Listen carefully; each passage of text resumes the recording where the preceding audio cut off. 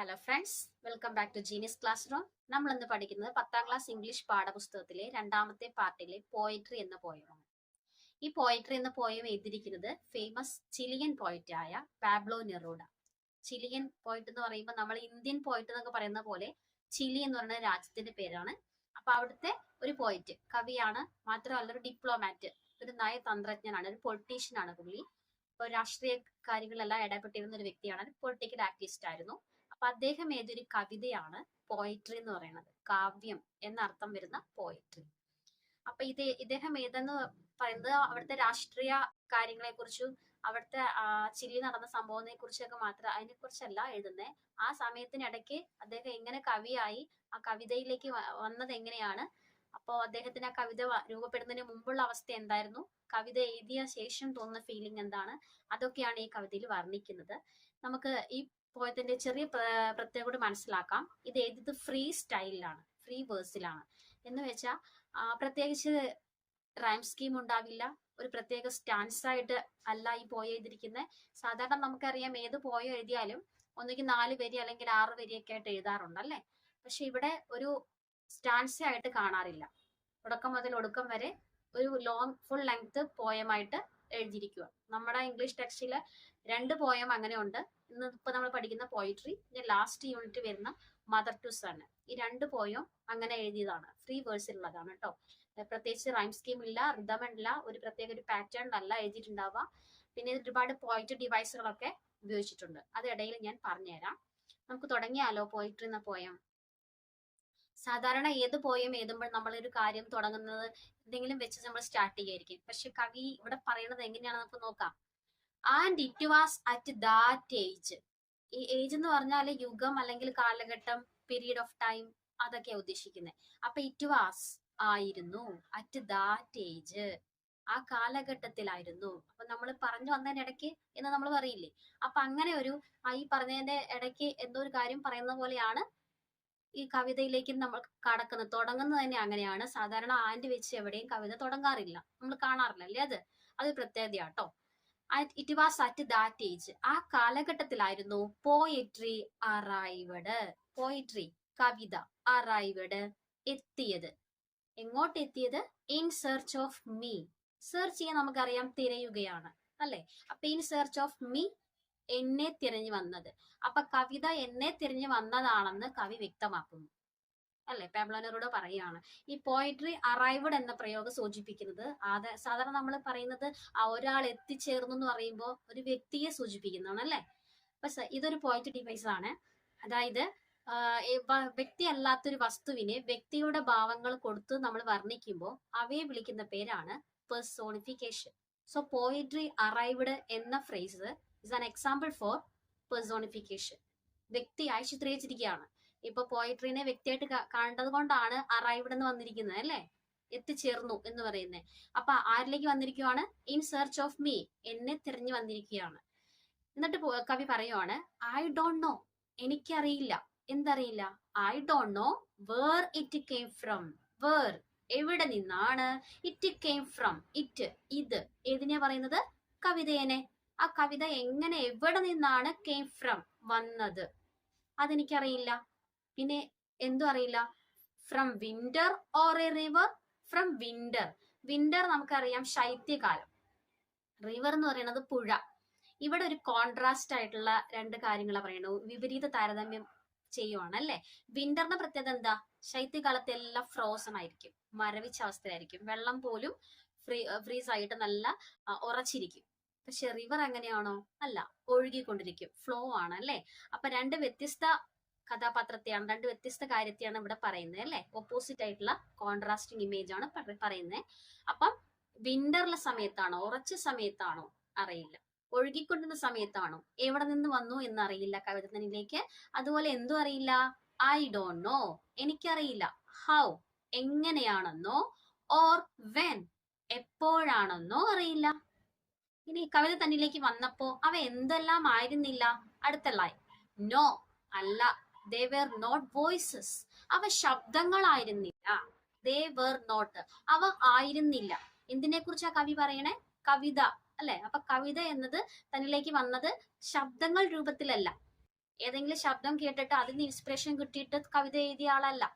പിന്നെ they were not words, വാക്കുകളുമായിരുന്നില്ല. എന്തെങ്കിലും വാക്കുകൾ കണ്ടിട്ട് കേട്ടിട്ടോ അതിൽ നിന്ന് ഇൻസ്പിറേഷൻ കിട്ടിയിട്ടോ മോട്ടിവേഷൻ കിട്ടിയിട്ടോ ആയിരുന്നില്ല. കവിക്ക് ഉറപ്പില്ല എവിടുന്നാ വന്നെന്നുള്ളത്. നോർ സൈലൻസ്, നിശബ്ദതയുമായിരുന്നില്ല. ഓക്കെ, വാക്കുകളായിരുന്നില്ല, നിശബ്ദതയായിരുന്നില്ല, ശബ്ദങ്ങളായിരുന്നില്ല. ഇവിടെ വോയിസസ് ശബ്ദം, പക്ഷെ സൈലൻസോ നിശബ്ദത, ഇത് രണ്ടും എന്താണ്? കോൺട്രാസ്റ്റ് ആണ് അല്ലെ? അപ്പൊ രണ്ടും കോൺട്രാസ്റ്റിംഗ് ഇമേജ് ആണ്.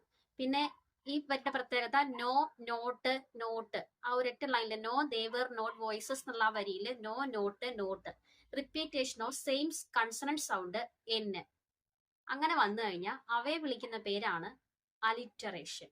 ഒരു വരിയുടെ ഇടയിൽ, ഒരു വരി തുടക്കം ഇടയിൽ എവിടെയെങ്കിലും ഒക്കെ നമുക്കറിയാം ആൽഫബറ്റിക് ലെറ്റേഴ്സ് എന്ന് പറയുമ്പോൾ നമുക്ക് 26 ലെറ്റേഴ്സ് ഉണ്ടല്ലേ, A to Z 26 ലെറ്റേഴ്സ് ഉണ്ട്. അതിൽ 5 എണ്ണം മാത്രമാണ് vowel sounds, A, E, I, O, U എന്ന് പറയുന്നത്. ബാക്കിയൊക്കെ അറിയപ്പെടുന്ന 21 ലെറ്റേഴ്സ് അറിയപ്പെടുന്ന എന്താണ്? കൺസണന്റ് ലെറ്റേഴ്സ് ആണ്.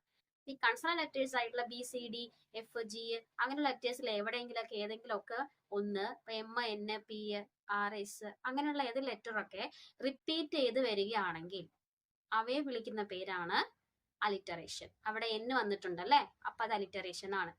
ഇനി കവി പറയാണ് അടുത്തത്, ബട്ട് ഫ്രം എ സ്ട്രീറ്റ്, പക്ഷേ ഒരു തെരുവിൽ നിന്നാണ്, സ്ട്രീറ്റ് തെരുവിൽ നിന്നുമാണ് ഐ വാസ് സമ്മൻഡ്. സമ്മൻഡ് എന്ന് പറഞ്ഞാൽ വിളിച്ചത്, കോൾഡ്.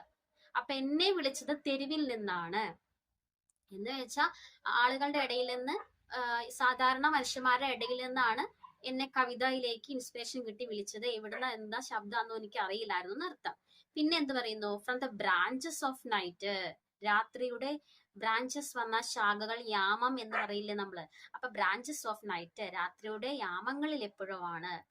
കവിക്ക് അറിയില്ല, കവിത തന്നിലേക്ക് വന്ന സമയം, എക്സാക്ട് ടൈം ഒന്നും കവിക്ക് അറിയില്ല സൂചിപ്പിക്കാനാണ് ഈ പ്രയോഗങ്ങളൊക്കെ കൊടുത്തിരിക്കുന്നത്. പിന്നെ എങ്ങനെ വന്നു എന്നാ പറയുന്നത്? Abruptly from others. Abruptly meaning suddenly. പെട്ടെന്ന് ഇങ്ങനെ കവിത തന്നിലേക്ക് ഇൻസ്പിറേഷൻ കിട്ടി വന്നപ്പോ പെട്ടെന്ന് അത് എന്ത് സംഭവിച്ചു? ഫ്രം അതേഴ്സ്, മറ്റുള്ളവരിൽ നിന്ന് തന്നെ അകറ്റി നിർത്തിയ പോലെ കവിക്ക് തോന്നുവാണ്. ഒരു കവി ആയല്ലോ, അപ്പൊ കവി തന്നിലേക്ക് മറ്റുള്ളവരിൽ നിന്നൊക്കെ ഒറ്റപ്പെട്ട് മാറി നിന്ന പോലെ തോന്നുകയാണ്. ഇനി എന്തുണ്ടായി? എവിടെ നിന്നാണ്? Among violent fires. ഞാൻ നേരത്തെ പറഞ്ഞു ഇദ്ദേഹം ഒരു പോയറ്റ് മാത്രമല്ല, ഒരു പൊളിറ്റീഷ്യനും കൂടിയായിരുന്നു, രാഷ്ട്രീയക്കാരനാണ്. അപ്പൊ ഈ രാഷ്ട്രീയ കാര്യങ്ങളിലൊക്കെ അതിനെ സൂചിപ്പിക്കാനാണ് നമ്മൾ വയലന്റ് ഫയേഴ്സ് എന്ന് പറയുന്നത്. രാഷ്ട്രീയ കലാപങ്ങളെ സൂചിപ്പിക്കാനായിരുന്നു.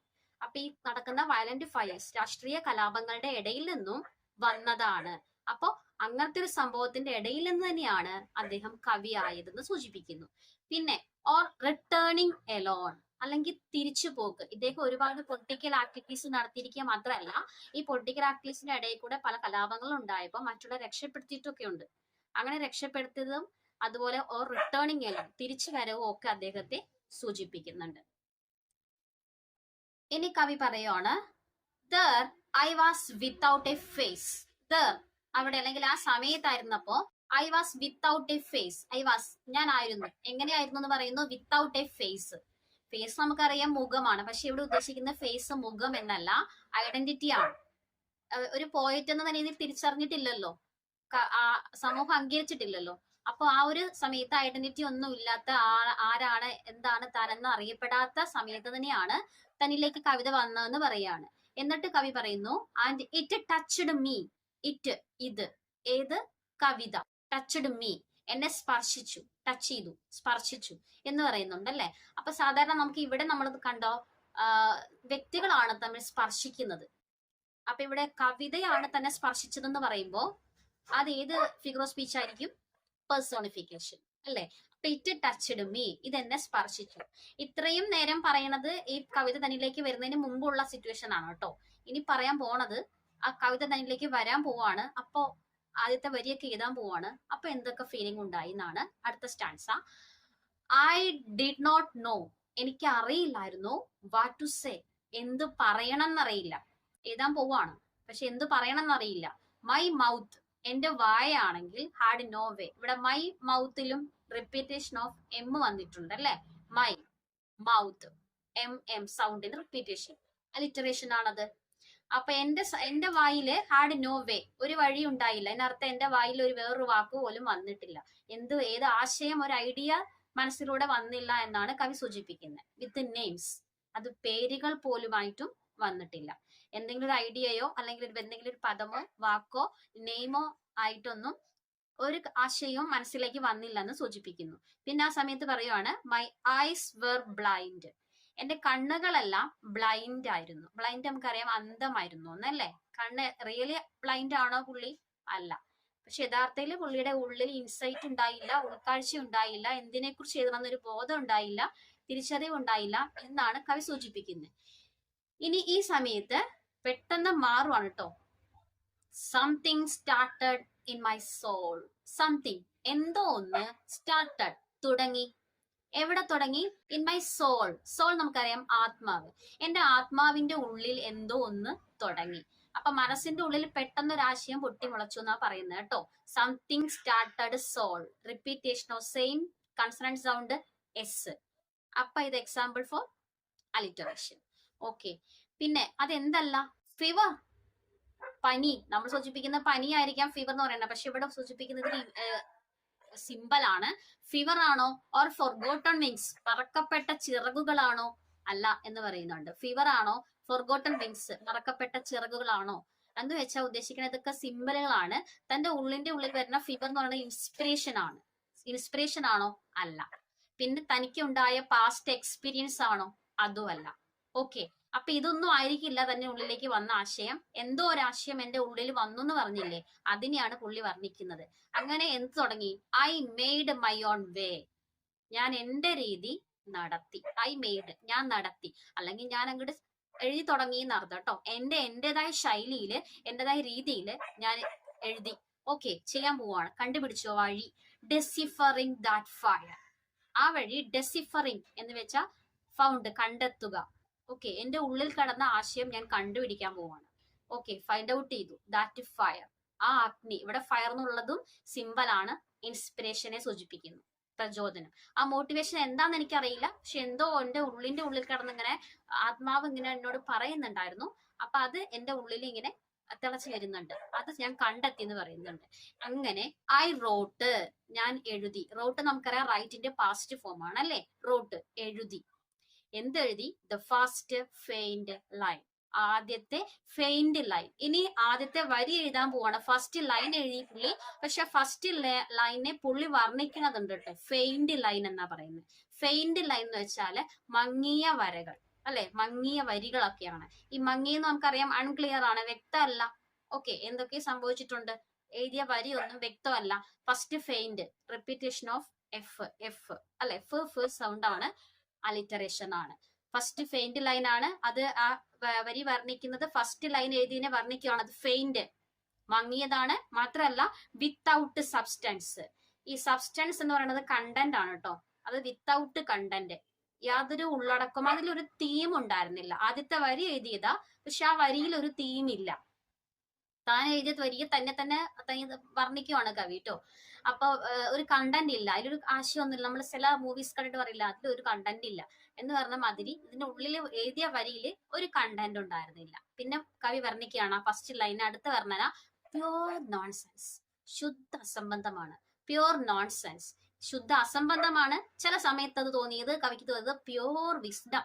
വിസ്ഡം എന്ന് വെച്ചാൽ ജ്ഞാനം, വിവേകം, അറിവ്. അറിവിനേക്കാൾ ഒരുപടി മുമ്പിലാണ് വിസ്ഡം എന്ന് പറയുന്നത് കേട്ടോ. നോളജ് അല്ല, വിസ്ഡം, വിവേകമാണ്.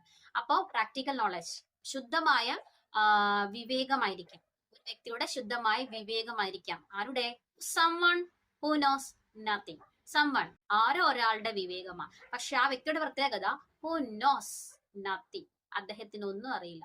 ഒന്നും അറിയാത്തൊരു വ്യക്തിയുടെ വിവേകം. നമ്മൾ ഒന്നും അറിയാത്ത ഒരാളുടെ പൊട്ടത്തരം എന്ന് പറയില്ലേ, അപ്പൊ അതാണ് അദ്ദേഹം എഴുതിയ ആദ്യ വരിയെ അദ്ദേഹം തന്നെ വർണ്ണിക്കുന്ന വിധം. മങ്ങിയതാണ്, കണ്ടന്റ് ഇല്ലാത്തതാണ്, പ്യൂർ നോൺസെൻസ് ആണ്, pure wisdom of an someone who knows nothing. ഒന്നും അറിയാത്ത ഒരാളുടെ ഒരാശയമാണെന്ന് പറയുന്നുണ്ട്. പിന്നെ ഇത് എഴുതിയ ശേഷമുള്ള, ഇപ്പൊ നമ്മൾ എഴുതി വരികളൊക്കെ പുള്ളി എഴുതി കേട്ടോ. ആദ്യത്തെ വരി എഴുതി, നീ എഴുതി കഴിഞ്ഞ ശേഷം പുള്ളിക്ക് തോന്നിയ ഫീലിംഗ് എന്താണ് പറയുക? സഡൻലി, പെട്ടെന്ന്, ഐ സോ, ഞാൻ കണ്ടു.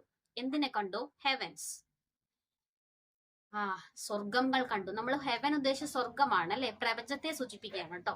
ഹെവൻസ് കണ്ടു, സ്വർഗം കണ്ടു. അത് എങ്ങനെ കണ്ടു? അൺഫാസ്റ്റൻഡ് മീനിങ് അൺടൈഡ്, കെട്ടഴിച്ച പോലെ, കെട്ടഴിച്ചിരിക്കുന്നു. ആൻഡ് ഓപ്പൺ, തുറന്നിരിക്കുന്നു. പ്ലാനറ്റ്സ്, ഗ്രഹങ്ങളെ കണ്ടു. ഇവിടെ ഹെവൻ, പ്ലാനറ്റ് എന്നുള്ളതൊക്കെ അറിയപ്പെടുന്ന മറ്റൊരു ഫിഗർ ഓഫ് സ്പീച്ച് ആണ് വിഷ്വൽ ഇമേജസ്. യഥാർത്ഥ വസ്തുക്കളെയോ കാണാൻ പറ്റുന്നവയോ നമ്മൾ പറയുന്നവയാണ് എന്തെന്ന് പറയുന്നത്. ഇത്രയും ഈ ചിത്രങ്ങളാണ് നമ്മൾ വിഷ്വൽ ഇമേജ്. ഇപ്പൊ സ്കൈ, അതിലെ ചോക്ക്, പെന്ന്, യഥാർത്ഥ വസ്തുക്കളാണ്, കണ്ണുകൊണ്ട് കാണാൻ പറ്റുന്നവയാണ്. അവയൊക്കെ വിഷ്വൽ ഇമേജുകളാണ്. ഓക്കെ, പ്ലാനറ്റ്സിനെ കണ്ടു, ഹെവനെ കണ്ടു എന്നൊക്കെ പറയുന്നു. അതുപോലെ പൾപ്പിറ്റേറ്റിംഗ് പ്ലാന്റേഷൻസ്. പൾപ്പിറ്റേറ്റിംഗ് മീൻസ് എന്താ പറയാ, തുടിക്കുക, സ്പന്ദിക്കുക. ഓക്കെ, നമ്മുടെ ഹൃദയസ്പന്ദനം എന്നൊക്കെ പറയില്ല, അത് ഉപയോഗിക്കുന്ന വാക്കാണ് പൾപ്പിറ്റേഷൻ. പ്ലാന്റേഷൻസ്, തോട്ടങ്ങൾ കണ്ടു. കവി ഒരു വരി എഴുതിയപ്പോഴേക്കും കവി എന്തൊക്കെയോ കണ്ടു. ഷാഡോ, പെർഫറേറ്റഡ്, നിഴല്. സുഷിരമാണ്, സുഷിരം മേക്ക് ഹോൾസ്, സുഷിരം ഉണ്ടാക്കുക അല്ലെങ്കിൽ ഹോൾ ഉണ്ടാക്കുക, അതാണ് പെർഫറേഷൻ ഉദ്ദേശിക്കുന്നത് കേട്ടോ. പെർഫറേറ്റഡ്, സുഷിരങ്ങൾ ഉണ്ടാക്കുക. അപ്പൊ അത് കണ്ടു. റിഡിൽഡ് വിത്ത് ആരോസ്, അമ്പുകളെ കണ്ടു, അമ്പ്, ആരോസിനെ കണ്ടു. ഫയർ, അഗ്നികളെ കണ്ടു. ഫ്ലവേഴ്സ്, പൂക്കളെ കണ്ടു. ഇതൊക്കെ വിഷ്വൽ ഇമേജുകളാണ്. അപ്പൊ ഒരു വരി എഴുതിയപ്പോഴേക്കും കവി ഏതൊക്കെയോ ലോകത്തോടെ എന്തെല്ലാം കാഴ്ചകൾ കാണുന്നതാണ്. പിന്നെ വൈൻഡിങ് നൈറ്റ്, ചുറ്റിത്തിരിയുന്ന രാത്രികൾ കണ്ടു. ദ യൂണിവേഴ്സ്, പ്രപഞ്ചം മൊത്തം കവി കണ്ടു. ഓക്കെ, പിന്നെ ഇതെല്ലാം കവി വരി എഴുതിയ ശേഷം, കവി ആയ ശേഷം തോന്നിയ ഫീലിംഗ് ആണ്. ഇനി അതിനുശേഷം പുള്ളി യഥാർത്ഥ വ്യക്തിയായി മെച്യൂരിറ്റിയോട് ചിന്തിക്കുവാണ് അടുത്ത ലാസ്റ്റ്. ആൻഡ് ഞാൻ ഇൻഫിനൈറ്റ് സീമൽ ബീങ്. ഇൻഫിനൈറ്റ് സീമൽ എന്ന് വെച്ചാൽ എക്സ്ട്രീംലി സ്മോൾ, വളരെ ചെറുത്, വെരി സ്മോൾ എന്നർത്ഥം. വളരെ ചെറിയ ഒരു ഹ്യൂമൻ ബീയിങ് ആണ് ഞാൻ എന്ന തിരിച്ചറിവ് എന്നിലേക്ക് വന്നു. ഇപ്പോ ഒരു മനുഷ്യൻ ഏറ്റവും താഴാൻ പറ്റുമോ അത്രയും താഴുവാണ് കേട്ടോ. പിന്നെ ഇപ്പൊ എന്ത് സംഭവിക്കുകയാണ്? Drunk with great starry void. Drunk with എന്ന് വെച്ചാൽ കുടിച്ച് മത്തനാവുക എന്ന അർത്ഥം വരുന്നത്. പക്ഷെ ഇവിടെ ഉദ്ദേശിക്കുന്നത് സുബോധം നഷ്ടപ്പെട്ട പോലെ, ഞാൻ എന്താ പറയാ, great starry void. Void means empty ആണ്, ശൂന്യമായ ആകാശത്തൂടെ, നക്ഷത്രങ്ങൾ നിറഞ്ഞ ആകാശത്തൂടെ ഞാൻ അത്രയും പ്രപഞ്ചത്തിനിടയിൽ ഞാൻ വെറും ഒരു നിസ്സാര വസ്തുവാണ്, സാധാ ഒരു പക്കാ ഹ്യൂമൻ ബീയിങ് ആണ് എന്ന തിരിച്ചറിവ് എന്നിലേക്ക് വന്നു എന്ന് കവി പറയുന്നു. ലൈക്ക്നെസ്, ഞാൻ സാദൃശ്യമാണ്. ഇമേജ്, വെറും ഒരു എന്തിന്റെ ചിത്രം മാത്രമാണ്? മിസ്റ്ററിയുടെ ഒരു ഭാഗമാണ്. മിസ്റ്ററി, ദുരൂഹത. മനുഷ്യനെ കുറിച്ച് മനുഷ്യൻ തന്നെ വർണ്ണിക്കുവാണെങ്കിൽ ദുരൂഹതയാണ് ചിലപ്പോൾ, അല്ലെ? അപ്പൊ ആ ഒരു മിസ്റ്ററിയുടെ ഭാഗമാണ് ഞാൻ, അതിന്റെ ഒരു ഇമേജ് മാത്രമാണ്, വെറും ഒരു പ്രതിബിംബം, ചിത്രം മാത്രമാണ് ഞാൻ, വലിയ സംഭവമൊന്നും അല്ല ഞാനെന്ന് കവി തന്നെ താഴ്ത്തി പറയുവാണ്. പിന്നെ പറയുവാണ് ഫെൽറ്റ് മൈസെൽഫ്, എന്നെ കുറിച്ച് തന്നെ എനിക്ക് തോന്നി. Pure part of abyss. Pure part, ഞാൻ ശുദ്ധമായ ഭാഗമാണ്. എന്തിന്റെ ഭാഗമാണ്? അബിസിന്റെ ഭാഗമാണ്. ഈ അബിസ് എന്ന് വെച്ചാല് ഭൂമിയുടെ ഏറ്റവും അടിത്തട്ട്, നമ്മൾ അഗാധം എന്നൊക്കെ പറയില്ലേ. അപ്പൊ ഭൂമിയുടെ ഏറ്റവും മുകൾ വശമാണ് നമ്മൾ അപ്പർ മുകൾ തട്ട് എന്ന് പറയുന്നത് അല്ലേ. പക്ഷെ ഏറ്റവും അടിത്തട്ട്, ലോവർ പോർഷൻ ആണ്, ഏറ്റവും അടിയിലുള്ള പോർഷനെ വിളിക്കുന്ന പേരാണ് നമ്മുടെ ഏറ്റവും ബോട്ടം ടോ, അടിയിലുള്ള പേരാണ് നമ്മുടെ അബീസ് എന്ന് പറയുന്നത്. ഗർത്തം, അഗാധം എന്നൊക്കെ പറയും നമ്മള്. അപ്പൊ അതില് മനുഷ്യനെ മനസ്സിലാക്കണമെങ്കിൽ അത് അഗാധം, മനുഷ്യന്റെ മനസ്സ് നിഗൂഢമാണ് അല്ലെ, ആർക്കും പിടികിട്ടില്ല. അപ്പൊ അങ്ങനെ ഒരു മനുഷ്യന്റെ മനസ്സ് അഗാധമായ അല്ലെങ്കിൽ ആ കുഴിയിൽ ആണ്ടുപോയ ഒരു വ്യക്തിയെ പോലെയാണ്, അബിസിന്റെ ഭാഗമാണ് ഞാൻ എന്ന് കവി തിരിച്ചറിയുകയാണ്. അങ്ങനെയുള്ള ഞാൻ, I wheeled the stars with stars. I wheeled, ഞാൻ ചുറ്റിത്തിരിഞ്ഞു. ആരുടെ കൂടെ? വിത്ത് ദ സ്റ്റാർസ്, നക്ഷത്രങ്ങളോടൊപ്പം ഞാൻ ചുറ്റിത്തിരിഞ്ഞു. ഇവിടെ സ്റ്റാർസ് വിഷ്വൽ ഇമേജ്. ശ്രദ്ധിച്ചോ? ഈ സമയത്ത് മൈ ഹേർട്ട്, എന്റെ ഹൃദയമെല്ലാം ബ്രോക്ക് ലൂസ് ഓൺ ദ വിൻഡ്, പൊട്ടി തകർന്നു പോയി. ഹൃദയമൊക്കെ പൊട്ടി തകർന്നു പോയി. ഞാൻ വെറും ഒരു നിസ്സാര വസ്തുവാണ്, വലിയ സംഭവമൊന്നുമല്ല എന്ന് മനസ്സിലാക്കിയപ്പോ ഹൃദയമൊക്കെ കാറ്റിൽ അഴിഞ്ഞു പൊട്ടി തകർന്ന പട്ടം പോലെ ഞാൻ പോയി എന്നർത്ഥം. ഇതാണ് ഈ പോയിട്രി എന്ന കവിതയുടെ തീം അല്ലെങ്കിൽ സമ്മറി ആയിട്ട് നമ്മൾ പഠിക്കുന്നത്. ആശയം മനസ്സിലായെന്ന് വിചാരിക്കുന്നു. ഈ വീഡിയോ ഇഷ്ടപ്പെടുവാണെങ്കിൽ നിങ്ങൾ ലൈക്ക് ചെയ്യുക. ഇഷ്ടപ്പെട്ടാൽ മാത്രം ലൈക്ക് ചെയ്യുക. ഇത് ചാനൽ സബ്സ്ക്രൈബ് ചെയ്യാത്ത ആരെങ്കിലും ഉണ്ടെങ്കിൽ സബ്സ്ക്രൈബ് ചെയ്യുക. പിന്നെ ഇത് വീഡിയോ നല്ല ക്ലാസ് ആയി തോന്നുന്നുണ്ടെങ്കിൽ മാത്രം കൂട്ടുകാർക്ക് ഷെയർ ചെയ്യാം. Thank you.